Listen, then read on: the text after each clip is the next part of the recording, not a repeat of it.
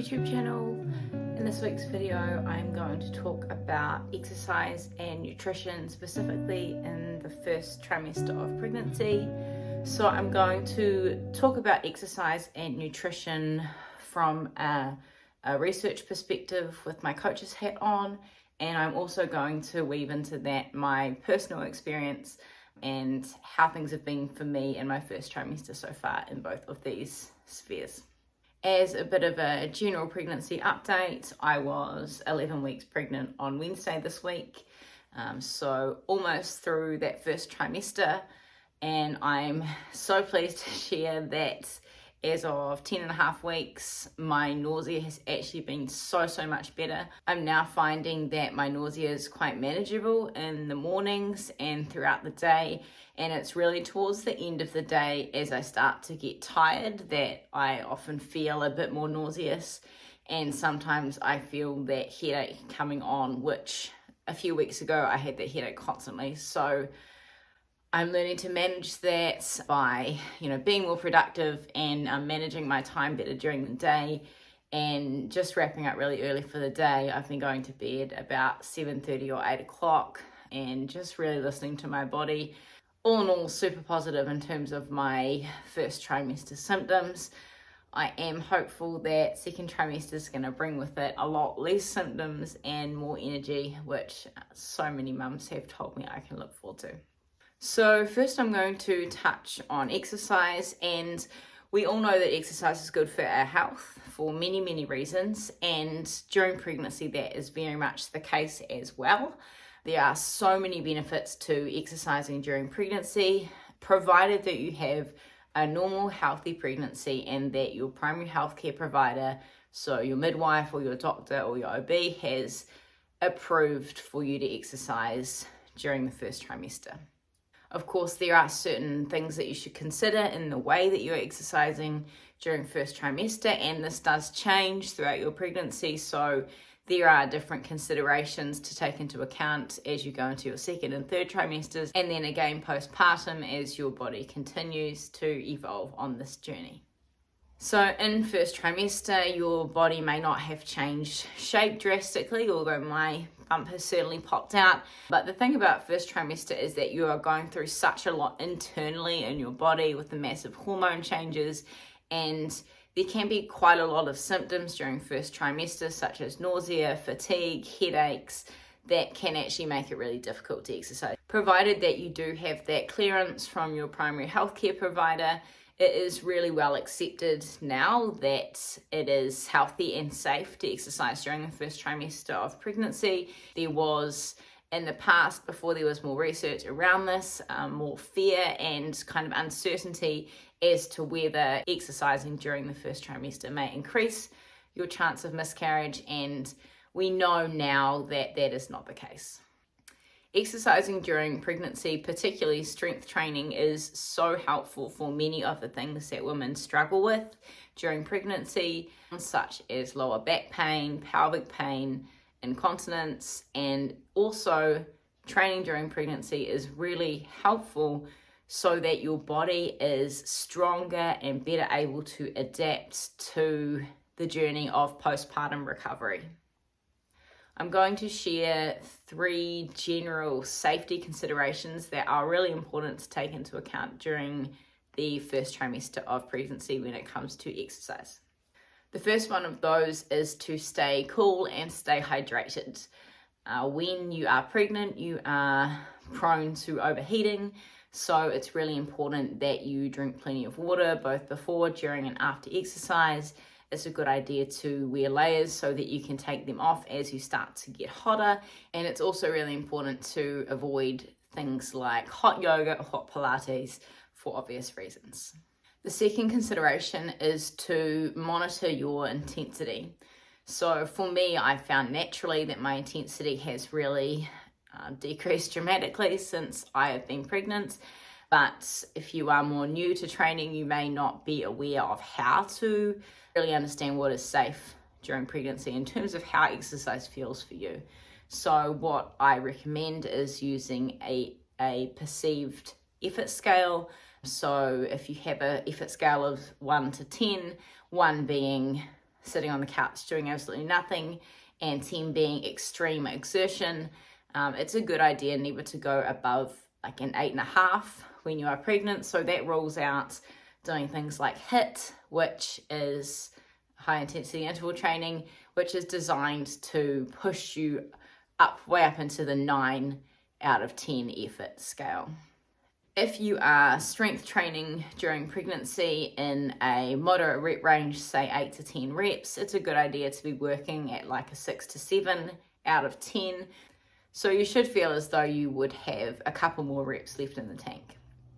If you are totally new to strength training during pregnancy, and I want to preface by saying that a lot of the recommendations around exercise during pregnancy say don't start anything new. But if you do not have a regular exercise routine before pregnancy, that doesn't mean that you cannot start a regular exercise routine during pregnancy, but you must have that approval from your primary healthcare provider, and it would be a really good idea to work with a trainer or a coach who can guide you in gradually implementing a routine in a really safe way.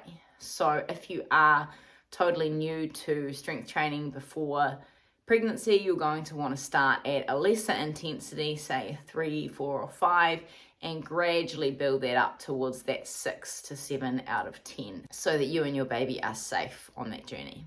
I have certainly found that my intensity and my strength has decreased a lot during my first trimester. In part, that was due to my intense nausea and fatigue. I also felt like it was safer. It felt safer for my body to often lift a lighter weight and do more reps, say 15 or 20 reps, and work to fatigue the muscle, overload the muscle in that way rather than straining myself to push a heavier weight. Of course, I have a lot of experience strength training, so I have felt really confident throughout my first trimester to listen to my body and to adapt things as I go. And I've still found that I have had really effective workouts, even on those days where I don't feel so great.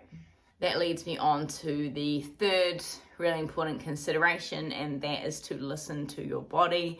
There are so many changes that are going on in your body, and if you find that you are having like strange aches and pains or incontinence or anything like that when you are exercising, that would be a really good indication that your body isn't handling so well the challenges that you are putting it under.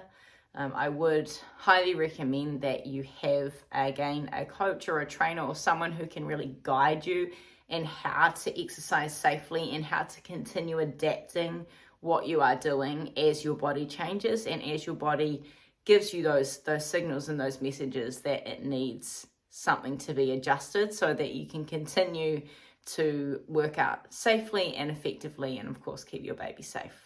So I've touched on 3 important safety considerations during exercise in the first trimester, and I'm now going to share some important focus points or goals of exercise during the first trimester. So a goal of strength training during the first trimester is, of course, to gain or maintain strength. Now, if you are an experienced trainer, then you probably won't find that you will gain strength during the first trimester, but it will be a good goal to maintain strength and to continue maintaining or to lessen the decline of your strength as you go on throughout your pregnancy. If you are someone who is new to strength training and actually beginning a strength training routine during your first trimester, of course, with the supervision and guidance of a trainer or coach, you may find that you actually can increase strength and muscle mass during pregnancy, which is really awesome and going to support your body so well for the journey that is ahead of you. As you continue on through pregnancy, through the second and third trimester, you will find that your range of abilities will gradually lessen. That's not to say there's not a lot you can't do, but the goal will shift more so from building strength to actually mitigating strength loss and preserving your strength in order to best cope with the challenges ahead, with childbirth, of course, and with recovering postpartum. In terms of your strength training, it's great to focus on exercises that strengthen the trunk and also the entire posterior chain. So the posterior chain is the entire back of your body, your back, your glutes, backs of your legs. All of these muscles are going to be really important. Of course, your trunk for lifting, you're going to be carrying a baby, car seat, all those things once your little one is born, and having a strong posterior chain, so all of the muscles behind your body, is really important to help your body deal with the anterior weight shift. So your belly's going to be growing and getting heavier, your breasts are going to be growing and getting heavier, and having a strong posterior chain, particularly the back and the glutes, is so important to support you posturally as you go through those changes in your body. Exercises that are great for strengthening all of those parts are, of course, pushing or pressing movements with the upper body, and things like squats, deadlift. All of those compound movements are great for the posterior chain. Of course, for a time, hip thrusts will be something that you can continue to do safely. They are excellent for the glutes. Head over to my Instagram and you'll see so many exercises for glutes there that are going to continue to be safe for me and for you to do during pregnancy. I will be endeavoring to continue sharing workouts throughout my pregnancy, and of course to provide personalized coaching programs for mums that want the extra guidance during their journey. More about that soon. Another important goal of exercising during pregnancy is to improve and strengthen the mind-muscle connection that you have with your pelvic floor. Of course, there are lots of challenges for women with pelvic floor health as they go through pregnancy and their body is accommodating to grow this little human. So strength training is really beneficial to develop greater control of the pelvic floor muscles, as well as strengthening those muscles. And often things like Kegels are recommended to strengthen the muscles, but also breathing exercises can be really helpful to learn to both relax and strengthen those muscles so that your body is able to best adapt to all of those internal changes and challenges. Another really important goal of exercise during pregnancy is to improve or maintain your cardiovascular fitness. Of course, when you are pregnant, your heart and your lungs are now providing oxygen to two humans, not just one. So you're actually sustaining two lives once you become pregnant. So there is this increase on your aerobic capacity that is required. Good aerobic fitness can also help to minimize pregnancy complications such as gestational diabetes and preeclampsia. You might be wondering whether you need to do specific cardiovascular exercises such as walking or biking to improve your cardiovascular fitness. And the truth is that you don't.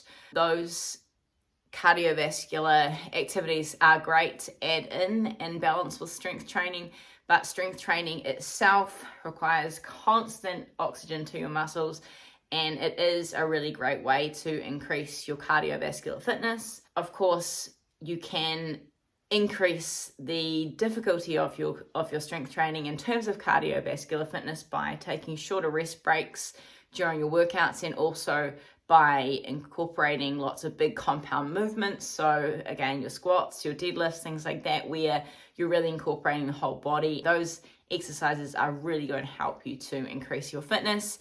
So my exercise routine during the first trimester, just as a snapshot, has been around 4 to 5 strength training sessions per week typically. Before I was pregnant, I was doing 6 strength training sessions most week. I wasn't really doing any specific cardio. Sometimes I would jump on the Stairmaster and do some cardio after my workout, but it wasn't very consistent. In terms of extra cardio at the moment, I'm aiming to do 10 to 15 minutes of pretty cruisy cardio on the Stairmaster after my workouts, and that's happening about 4 times a week. I would like to start incorporating much more outdoor walking now that the weather is starting to improve here in the south and the sun is starting to come out, and I actually love getting outside and connecting with nature. Makes me a happier, more peaceful person. So both for my cardiovascular fitness and just for my general health, I will definitely be aiming to get outside for more walks soon as well. I will continue to share my personal journey with exercise as it continues, and I will also make some more videos that deal with second and third trimester recommendations and specifics of exercise as I go on. And if you have any questions around exercise during any phase of pregnancy, if there's any topics that you would like me to cover, again, please feel free to reach out. You can leave a comment in the comments below, or you can send me an email if you'd like to chat privately or request that I talk about something in particular.